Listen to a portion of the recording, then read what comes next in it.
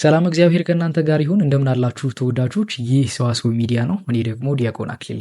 ዛሬ ስለ ደስታ እንመለከታለን። ብዙ ሰው ስጋዊ ነገሮች ተሟልተውለት ነገር ግን ደስታ በህይወቱ የራቀው ሰው አለ። ቪዲዮውን ትወዱታላችሁ ብዬ ስለማስብ ቪዲዮውን ላይክ በማድረግ ጀምሩ። ቤተሰብ ያልሆናችሁ ደግሞ ቤተሰብ እንድንሆን ድጋሚ እንድንገናኝ ሰብስክራይብ አድርጉ። ለሌሎች ደግሞ ይጠቅማል ብላችሁ የምታስቡ ከሆነ ሼር አድርጉላቸው።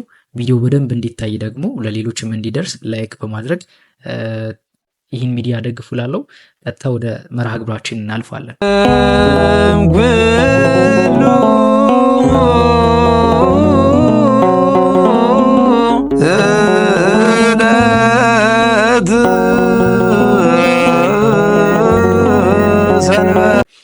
አብርሃም ሊንከን የተባለ የአሜሪካ ፕሬዚዳንት ሲናገር ምን ይላል? ብዙዎች ለመደሰት በተዘጋጁበት መጠን ደስታን ያገኛሉ ይላል። ቅዱስ ጳውሎስ በገላትያ መልእክቱ ምዕራፍ 5 ቁጥር 22 ላይ የመንፈስ ቅዱስ ፍሬዎች ብሎ ከጠቀሳቸው ነገሮች መካከል አንደኛው ደስታ ነው። ደስታ ጸጋ ሳይሆን የመንፈስ ቅዱስ ፍሬ ነው። ጸጋ እንዲሁ አንዱ ያለው ሌላኛው ደግሞ የሌለው ነገር ነው። ፍሬ ግን ሁሉም ሰው ሊኖረው የሚገባ ትእዛዝ ነው። ጸጋ እንዲሁ የሚሰጥ ስጦታ ሲሆን በሰጪው ፈቃድ ላይ የተመሰረተ ነው። ፍሬ ግን ሁሉም ክርስቲያን ሊኖረው የሚገባ ትእዛዝ ብቻ ሳይሆን የተግባርና የምርጫም ጉዳይ ነው። ደስታን ፍሬን ለማግኘት ተግባር ይኖረናል፣ እንዲሁ መምረጥ መቻል አለብን ማለት ነው። ጸጋ ግን እንዲሁ የሚሰጥ ነገር ነው። ለዛ ነው ሐዋርያው ቅዱስ ጳውሎስ ሲናገር ምናል የመንፈስ ቅዱስ ፍሬዎች ብሎ ከተናገራቸው ነገሮች መካከል አንደኛው ደስታን ያስቀምጣል ማለት ነው። በጣም የሚያስገርማችሁ ደስታ ትእዛዝ ነው ማለት ደስተኞች እንድንሆን ታዘናል። ሁሉም ክርስቲያን ሊኖረው የሚገባ የመንፈስ ቅዱስ ፍሬ ነው ማለት ነው ደስታ። ሐዋርያው ቅዱስ ጳውሎስ በፊልጵስዩስ መልእክቱ ምዕራፍ 4 ከቁጥር 4 ላይ ሲናገር ምን ይላል? ሁል ጊዜ በጌታ ደስ ይበላችሁ ይላል። ከዛ ደግሜ ይላል በጌታ ደስ ይበላችሁ። ይህ አንቀጽ የትእዛዝ አንቀጽ ነው። ሰዎች ሁል ጊዜ በጌታ ደስ ሊላቸው እንደሚገባ ትእዛዝ ተሰጥቷል ማለት ነው። በጣም የሚያስገርመው አንዳንዴ አይደለም ደስ እንዲለን የተፈቀደው፣ ሁል ጊዜ በማን? በጌታ። ደስታችን የተመሰረተው በማን ላይ ነው ጥያቄው። ደስተኛ ለመሆን ለምሳሌ አንድ ሰው ማስተርሱን ስለያዘ ደስተኛ ሊሆን አይችልም። ዶክትሬት ስላለው ደስተኛ ሊሆን አይችልም። ይህን አሟልቶ ደስተኛ ያልሆነ ሰው አለ። ስጋዊ ነገሮች ሁሉ ተሟልተውለት ደስታ የራቀው፣ በህይወቱ ሰላም ያጣ፣ እረፍት ያጣ ብዙ ሰው አለ። ደስታ የሚሰጥ ጌታ ብቻ ነው። ስለዚህ ለዛም ነው ደስታችን በበዓል ላይ የተመሰረተ ከሆነ በዓሉ ሲያልፍ ደስታችንም አብሮ ያልፋል። ደስታችን በምንማረው ትምህርት ላይ የተመሰረተ ከሆነ ያን ትምህርት ስናሳካው ደስታችን አብሮ ይጠፋል። ደስታችን በሰዎች ላይ ከሆነ ሰዎች ሲናገሩን ደስታችን አብሮ ይጠፋል። ደስታችን በቁስ ላይ የተመሰረተ ከሆነ ይህ ቁስ ሲያልፍ ወይም ደግሞ ቁሱ ሲሰበር ደስታችን አብሮ ይጠፋል። ስለዚህ ቅዱስ ጳውሎስ እንደተናገረው ሁልጊዜ በጌታ ግን ደስ ይለናል ማለት ነው። ሀገራችን ጎጃም በሚባለው አካባቢ ማለት ነው አንድ ታሪክ ተፈጸመ። አንዲት እናት በህይወቷ አንድ ልጅ ብቻ ነው የወለደችው። ጎረቤቷ ደግሞ 7 ልጆች አሏት። ይህን አንድ ልጇን እቺ እናት ስትወጣ ስትገባ ሁሉ ትመለከተዋለች። ስትመለከተው በየቀኑ ሰውነቱ እየቀነሰ እየከሳ ትመለከተዋለች።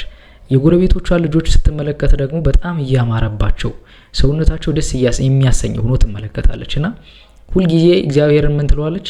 ጌታ ሆይ ሞት ያማረህ እንደሆነ ከ7ቱ አንዱን ትል ነበር። የተሳሳለት ነገር አይበረክትምና ከዕለታት በአንድ ቀን ይህ ልጅ በሞት ወሰደባት። ሞት ነጠቃት። ሐዘኗ ወደር አልነበረው። ማቅ ለበሰች፣ አመድ ነሰነሰች። ሐዘኗን ሊያጽናናት ከሐዘኗ ሊያስወጣት የሚችል ምንም ነገር አልነበረም። ከዛ እንዲህ ብላ ተቀኘች ይባላል። 7 አስቀምጠህ አንዱን ትወስዳለህ፣ የሴት ልጅ ነህና መች ፍርድ ታውቃለህ ብላ እግዚአብሔርን ተገዳደረች ይባላል። እንዲሁ ሲመለከት እግዚአብሔርን የተሳደበች ይመስላል። ግን ቅኔው ምንድነው? አንተ የድንግል ማርያም ልጅ ነህ ነው። ግን 7 እያሉ ለምን የኔን ወሰድክ ነው። ምክንያቱም የሴት ልጅ ተብሎ የሚጠቀስ የድንግል ማርያም ልጅ መድኃኔዓለም ክርስቶስ ብቻ ነው። የሴት ልጅ ስድብ ሳይሆን የማዕረግ ስም ነው። በዚህ ስም የሚጠራ አንድ ክርስቶስ ብቻ ነው። ለዛ ነው ሐዋርያው ቅዱስ ጳውሎስ የዘመኑ ፍጻሜ በደረሰ ጊዜ ከሴት እንዲወለድ ልጁን ላከ የሚለው። የሴት ልጅ መድኃኔዓለም ክርስቶስ ነው። ነገር ግን 7ቱን አስቀምጠህ ለምን የኔን አንድ ልጅን ወሰድክብኝ ብላ ተቀኘች ይባላል። የዚች ሰው ሐዘኗ ደስታዋ የተመሰረተው በምን ላይ ስለነበረ ነው? በልጇ ላይ ስለነበረ ከሐዘኗ መውጣት አልቻለችም። በመጨረሻም በሀገራቸው የእመቤታችን የቅድስት ድንግል ማርያም ቤተክርስቲያን ነበረች አሉ። ይቺ ቤተክርስቲያን የእሳት አደጋ ደርሶባት ተቃጠለች እና ሁሉም ሰው ከያለበት ተሰብስቦ ውሃ ያለው ውሃ ይዞ አፈር ያለው አፈሩን ተሸክሞ ቅጠል እያያዙ ለማጥፋት ሲሞክሩ እሷ እየዞረች እልል ትል ነበር አሉ። ከዛ እንዲህም ብላ ድጋሚ ተቀኘች። ከሰማይ ላይ ሆነ ስትቀልድ በሰው እናትህ አረረች ሐዘንን ቅመሰው አለች ይባላል። ደስታችን በእግዚአብሔር ላይ የተመሰረተ ካልሆነ ከሐዘናችን መውጣት እንኳን አይቻልም። እግዚአብሔርን ማሰብ አቁመን እርሱን መገዳደር ሁላ እንጀምራለን። የዚች ሰው መሰረቷ ልጇ ስለነበረ ደስታዋ አብሮ ሞተ። በተቃራኒው ደግሞ ኢዮብን ስንመለከት በመጽሐፍ ቅዱስ የነበረውን ሀብትና ንብረት ልጆቹን ሁሉ አጥቶ እግዚአብሔር ሰጠ እግዚአብሔር ነሳ ይል ነበር። ሰውነቱ እንኳን ቁስል ሆኖ የመከራን ጥግ ያየ ኢዮብ ነው በዚህ ምድር። ያም ሆኖ ሚስቱ እንኳን እግዚአብሔርን ስደበው ስትለው እግዚአብሔር መልካም ነገር ብቻ ሲሰጥ ሳይሆን መመስገን ያለበት ክፉ ነገርም ሲያደርግ መመስገን አለበት ብሎ አሳፍሯታል። መሰረታችን የእሱ መሰረቱ የኢዮብ መሰረቱ የደስታው ምንጩ ሁሉ እግዚአብሔር ስለነበረ እግዚአብሔር እንደሰጠው እግዚአብሔርም ሲወስደው እንደሚወስደው ስለሚያውቅ ደስተኛ ነበር በተደረገው ነገር ላይ። እግዚአብሔርም የታመነ አምላክ ነውና ደስታውን አልነጠቀውም፣ የበለጠ እጥፉን ሰጥቶታል ኢዮብ። እዚች ሰው ግን ደስታዋ ልጇ ላይ የተመሰረተ ስለነበረ ደስተኛ አልነበረም። ደስታችን ምን ላይ ነው የተመሰረተው? በእግዚአብሔር በክርስቶስ በጌታ ላይ ነው ወይንስ ደግሞ በቁስ በትምህርት አሁን ባለን ነገር ባገባነው ባላችን በያዝነው ጓደኛ ባሉን ጓደኞች በቤተሰቦቻችን ወይንስ ደግሞ ባለን ሀብትና ንብረት ላይ ነው ደስታችን የተመሰረተው? ደስታችን እነዚህ ነገሮች ሁሉ ሲጠፉ አብሮ የሚጠፋ ከሆነ ደስተኞች አይደለም። ደስታችን ዘላለማዊ እንዲሆን የምንፈልግ ከሆነ ደስታችን መመስረት ያለበት በጌታ ነው። ለዛውም ደግሞ ትእዛዝ ነው ሐዋርያው ቅዱስ ጳውሎስ የሰጠው፣ ሁልጊዜ በጌታ ደስ ይበላችሁ። ደግሜ እላለሁ ደስ ይበላችሁ። ሰይጣን የሰዎችን ደስታ ይቃወማል። ለምንድን ነው የሚቃወመው ሲባል ደስታ የበጎ ነገር ሁሉ መጀመሪያ የዝማሬ የኃይልና የጽን ምንጭ ስለሆነ ደስታችንን ከወሰደብን እነዚህን ነገሮች መቆጣጠር ይችላል። ሰይጣን ማለፍ የማይችለው የሰው ልጆች ነገሮች ምንድነው ሲባል የደስታችን ቅጥር ማለፍ አይችልም። ሰዎች ደስተኛ ከሆኑ በህይወታቸው ምንም ነገር ሊያቆማቸው አይችልም። በጎ ነገር ለማድረግ ቢያስቡ ማድረግ ይችላሉ። ዝማሬ መዘመር እግዚአብሔርን ማመስገን ቢፈልጉ ያመሰግናሉ። ስለዚህ ሰይጣን ከሰዎች መውሰድ የሚፈልገው የመጀመሪያ ነገሩ ደስታቸው ነው። ስለዚህ ደስታችን መመስረት ያለበት በጌታ እንደሆነ ሐዋርያው ቅዱስ ጳውሎስ ለዛ ነው የሚናገረው። ሐዘን ደግሞ የሱ ረዳቱ ነው። እሱ የሚሰራው በምንድነው ሲባል ምንድነው በጨለምተኛ አስተሳሰብና በሐዘን ውስጥ ነው። ሰዎች ያላቸውን ነገር ብቻ እያሰቡ ደስተኛ እንዳይሆኑ ሳይሆን የሌላቸውን ነገሮች እያሰቡ ሐዘን ውስጥ እንዲገቡ ይፈልጋል። እንዲህ እኮ የለህም በማድረግ እያለ ያሳስበዋል። ይህ ሰው ደግሞ በደንብ እያሰፋለት እያቀጣጠለው ሐሳቡን ይሄዳል ማለት ነው። ከዛ ሐዘን ውስጥ ይዘፈቃል ማለት ነው። በዚህ የህይወት ጎዳና ያለፋችሁ ሰዎች ትረዳኛላችሁ ብዬ አስባለሁ። ሐዘን ምንድነው የሌለን ነገር ብቻ እያሰብን ሐዘን ውስጥ እንድንቆይ ይፈልጋል። ደስተኛ ከሆነን ግን በጎ ነገር ለማድረግ ሁሉ ዝግጁ ስለሆነን ደስታችንን ከኛ ይወስዳል ማለት ነው። ስለዚህ ደስታችን መመስረት ያለበት በእግዚአብሔር ላይ ከሆነ ምንም ነገር እኛን አያስቆመንም ማለት ነው። ስለዚህ ደስተኛ ለመሆን ምን ማድረግ አለብን ሲባል የመጀመሪያው ፈቃደኝነት ያስፈልጋል። ለደስታ መፍቀድ አለብን። ደስተኛ ለመሆን የመጀመሪያው ነገር ፈቃድ ይፈልጋል። ራሳችንን ካላዘጋጀ ነው ለደስታ ደስታን እንዲወቀላሉ አናገኘው። አሁን ላይ ሐዘን ላይ ልንሆን እንችላለን። መከራ ውስጥ እያለፍን ሊሆን ይችላል። እናታችንን በሞት አጠን፣ አባታችንን በሞት አጠን፣ ያለንን ሀብትና ንብረት አጠተን ሊሆን ይችላል። ግን ከዚህ ጨለምተኛ አስተሳሰብ ለመውጣት የመጀመሪያው መፍቀድ አለብን። ካልፈቀድን ደስታን ማግኘት አንችልም። ሰዎችን አስከፍተን ከሆነ በይቅርታ ምዕራፉን መዝጋት አለብን። ሰዎች አስቀይመውንም ከሆነ ይቅር ብለን ምዕራፉን መዝጋት አለብን። ያ ሲሆን የደስታ ወረቀትን ከእግዚአብሔር ዘንድ እንቀበላለን። ደስታችን በእግዚአብሔር ላይ የተመሰረተ ከሆነ ደግሞ ሁልጊዜም ቢሆን ደስተኞች እንሆናለን፣ ዘላለማዊ እንሆናለን ማለት ነው። ሐዋርያው ምንድነው ቅዱስ ዳዊት ሲናገር በመዝሙር 76 ላይ ምን ይላል? እግዚአብሔርን ባሰብኩት ጊዜ ደስ አለኝ ይላል። ማለት ሲታሰብ ደስ የሚያሰኝ እግዚአብሔር ብቻ። ሌላ ሲታሰብ ደስ የሚያሰኝ ነገር ምን ሊኖር ይችላል? ሲታሰብ ያ ደስ የሚያሰኘው ነገር ጊዜያዊ ነው እንጂ ዘላለማዊ አይደለም። ስለዚህ ዘላለማዊ የሆነ ደስታ የምናገኝ ምንፈልግ ከሆነ ደስታችን በእግዚአብሔር ላይ መመስረት አለበት። ምክንያቱም ሲያስቡ ደስ የሚያሰኝ እግዚአብሔር ብቻ። የእግዚአብሔር ስሙ ራሱ ሲጠራ ደስ ያሰኛል። ለምሳሌ በጣም ብዙ ስሞችን ሰምተን ሊሆን ይችላል። ለምሳሌ የጓደኛችን ስም ብንሰማ ስለ ጓደኛችን ያለንን አመለካከት፣ ተግባሩን ሁሉ እናስባለን። ስለኛ ክፉ ያደረገን ሰዎች ስም ስንሰማ ደግሞ ልባችን በሐዘን ይጎዳል። ስለኛ መልካም ያደረጉ ሰዎችን ስም ስንሰማ ደግሞ ልባችን በደስታ ይሞላል። ስሙ ስም ብቻ ሳይሆን የአንድ ሰው የማንነቱ መገለጫም ጭምር ነው። ለኛ ያለውን አመለካከት ተግባሩን ሁሉ የምናይበት ነው ስም። እነዚህ ሁሉ ስሞች ግን ደስታ አይሰጡም። ሲታሰብ ስሙ ሲጠራ ህይወት የሚሸት ስሙ ሲጠራ እረፍት የሚሰጥ ሰላም ያለው ግን የእግዚአብሔር ስም ብቻ ነው። ከስም ሁሉ በላይም ስም ነው። የእግዚአብሔር ስም ከስሞች ሁሉ በላይ ነው። ምክንያቱም የእግዚአብሔር ስም መለኮታዊ ኃይል ያለው ስለሆነ ሲነገር ሲሰማ ደስ ያሰኛል። ስናስበው ደስ ይለናል።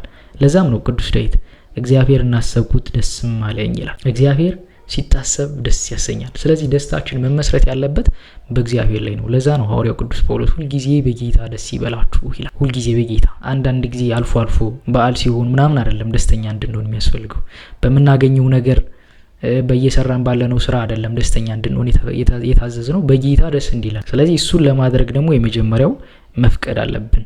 በጣም የሚያስገርመኝ እና ደስ የሚለኝ የደስታ ምንድነው የእግዚአብሔር ስም የደስታ መገኛ የረፍት ሁሉ ምንጭ መሆኑ ነው። ቅድም እንደነገርኳችሁ ብዙ ስሞችን ሰምታችሁ ሊሆን ይችላል። ስሞች ግን ሌሎች ስሞች ሲጠሩ ለምሳሌ ክፉ ያደረገብንን ሰው ስም ስንሰማ ደስ አይለንም፣ ልባችን በሐዘን ይቆስላል። የእግዚአብሔርን ስም ስንሰማ ግን እረፍትና ሰላም ይሰማናል። ደስታችን መመስረት ያለበት በምን ላይ እንደሆነ ማሰብ መቻል አለብን ማለት ነው። የመጀመሪያው እግዚአብሔርን ባሰብኩት ጊዜ ደስ አለኝ አይደለም የሚለው ቅዱስ ዳዊት። ሐዘንም ሆነ ደስታ የማሰብ ውጤት ነው። ሁለተኛው ማሰብ አለብን፣ ደስተኛ ለመሆን ማሰብ አለብን። ስለዚህ ሲታሰብ ደስ የሚያሰኝ ደግሞ እግዚአብሔር ብቻ። ራሳችንን እንኳን ያለ እግዚአብሔር ስናስበው ደስ አናሰኝ። ያለን ነገር ያለ እግዚአብሔር ስናስበው ደስ ያሰኝ። በዙሪያችን ያሉን ሰዎች እንኳን ስናስባቸው ያለ እግዚአብሔር ደስ ያሰኝ። እንኳን ሰዎች ራሳችንን እንኳን ያለ ጌታ ያለ እግዚአብሔር ስናስበው ደስ አናሰኝ። እግዚአብሔር በማድረጉ ብቻ ሳይሆን በመታሰቡ ግን ደስ ያሰኛል። ለዛ ነው ቅዱስ ዳዊት እግዚአብሔርን አሰብኩት ደስም አለኝ የሚለው። ስለዚህ ደስተኛ ለመሆን ሁለተኛው ነገር ደግሞ ማሰብ ያስፈልጋል ማለት ነው። የመጀመሪያው ፈቃደኝነት ነው። ሁለተኛው ደግሞ ማሰብ፣ ምን እንደሚያስደስተን መወሰን መቻል አለብን ማለት ነው። በጣም የሚያስገርመኝ ነገር ልንገራችሁ። አብዛኛው ሰው ደስታ የሚርቀው ብዬ የማስበው ትናንትና ነገን ስለሚኖር ነው። የተሰጠን ዛሬ ብቻ ሳይሆን አሁን ነው። ዛሬን እኛ አናውቅም። ከዚህ ቪዲዮ በኋላ ምን ሊፈጠር እንደሚችል አናውቅም። ነገር ግን አሁን ያለን ነገር በጌታ ካደረግነው ደስተኞች እንሆናለን። እሱን እያሰብን እሱ የሰጠን እሱ ያደረገልን ነገር እያሰብን ከሆነ ለምሳሌ ያጣነውን ነገር በማሰብ ከሆነ ነገ እናገኘዋለን። ነገን እያሰብን ከሆነ ደግሞ ነገ ለነገ ያውቃል እንጂ እኛ የምንኖረው ያሁን ሰዎች ነን። ክርስቲያኖች ኦርቶዶክሳዊ ክርስቲያኖች ያሁን ሰዎች ናቸው እንጂ የነገ በርግጥ ቅዱስ ያዕቆብ ሲናገር እግዚአብሔር ቢፈቅድ ብንወድና ብንኖር አይደለም ይባለው እሱ ማቀድ ማሰብ ይባላል። ስለ ነገ ማቀድ ማሰብ እሱ ጥሩ ነገር ነው። መጨነቅ ግን የለብንም። ነገን እያሰብን የምንጨነቅ ከሆነ ደስታ አይኖርንም። አሁን እያሰብን ከጌታ ጋር መኖር አለብን፣ ያሁኑን ህይወት ማለት ነው። አብዛኛው ሰው ትናንት በተደረገበት ነገር በደረሰበት መከራ በደረሰበት ሐዘን ውስጥ ሆኖ ዛሬ መኖር ያቅተዋል። ነገም በዛ ስሜት ውስጥ ነው የሚቀጥለው። ነገንም ሲያስብ እንዲህ ነው የሚቀጥል የሚመስለው። ስለዚህ የመጀመሪያው የደስታችን ምንጭ እግዚአብሔር ስለሆነ እሱ የእግዚአብሔር የደስታችን መነጽር ስለሆነ እግዚአብሔርን ማሰብ የደስታ ሁሉ ምንጭ ስለሆነ ደስታችን በጌታ ላይ መመስረት መቻል አለበት ማለት ነው። እግዚአብሔር ቅድም እንዳልኳችሁ በማድረጉ ብቻ ሳይሆን በመታሰቡ ብቻ ደስ ያሰኛል። በጣም የሚገርማችሁ ይህን ቪዲዮ በመቀርጽበት ጊዜ አንድ ፖስት የተደረገ ነገር ተመለከትኩኝ። ይህ ፖስት ምን መሰላችሁ? ይህ ሰው ህንዳዊ ነው። ይኖር የነበረው ለንደን ከተማ ውስጥ ነው። ለዘመናት ከሚስቱና ከልጆቹ ተለይቶ ለንደን ከተማ ውስጥ ይኖር ነበር። ልጆቹንና ሚስቱን አብሮ አምጥቶ መኖር ይፈልጋል። የህይወቱ ውጣ ውረድ ግን ያንን ማድረግ አላስቻለውም። በመጨረሻም ተሳክቶለት ሚስትና ልጆቹን ከህንድ ወደ ለንደን ሲወስድ መንገድ ላይ 30 ደቂቃ ነው ይመስለኛል ፖስቱን ያየሁት እንደዛ ነው። አየር ላይ የቆየው ፕሌኑ ተከስክሶ አንድ ሰው ብቻ ነው ከ242 ሰዎች መካከል የተረፈው። ምን ሊፈጠር እንደምንችል በማናውቀው ነገር ውስጥ በመጨነቅ ጊዜያችን እናጠፋለን። ትናንት በተደረገብን ነገር ነገ ይሆናል ብለን በምንጨነቅበት ነገር ላይ ደስተኛ መሆን አንችልም። ደስታችን መመስረት ያለበት በጌታ ላይ ነው። መኖር ያለብንም ደግሞ አሁንን ብቻ ነው።